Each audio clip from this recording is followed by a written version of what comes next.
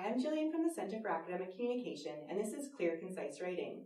We'll look at strategies for editing your writing to eliminate repetition, excess wordiness, and words, phrases, and structures that aren't helping your writing to be easily read and understood. In order to be a concise writer, you need to get into the habit of interrogating every word you write to make sure it's valuable and carries meaning. Some writers choose to edit as they write, and others prefer to get all their thoughts down first and then edit more heavily at the end of the process. As long as you budget your time accordingly, either method or a combination of the two can work well. So, how can you make your writing more clear? First, edit to eliminate any words, phrases, or information that is repetitive or redundant. For example, a surprise is by definition unexpected. There's no such thing as an expected surprise, so to say that one is unexpected is unnecessary. Also be careful to avoid using multiple synonyms when just one word will do. For example, various, myriad, and different, or ways, methods, techniques, and strategies. These all mean the same thing, so just use one. It can be tempting to add extra adjectives, adverbs, or nouns in the hope of being more specific or descriptive, but this isn't necessary if you're not writing poetry. Second, are there any back-to-back sentences with subjects that are repeated? Can this be avoided by combining the sentences? In these sample sentences, I've saved 6 words by eliminating one version of the subject and then smoothing out the sentence. Third, is there anywhere you've included extra description that should be obvious to your reader and could be omitted?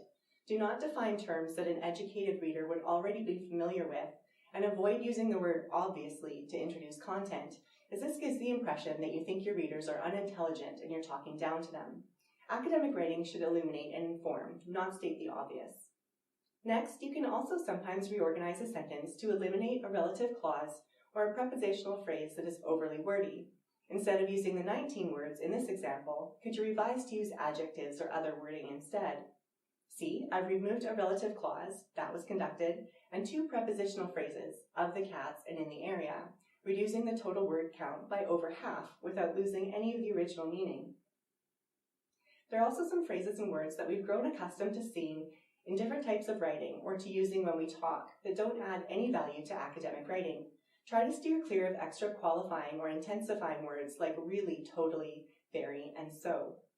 Also be aware of unnecessarily wordy phrases like due to the fact that and in today's society, and nominalizations like come to the conclusion. If you can use a single strong verb like conclude, this is usually the clearest and most concise choice.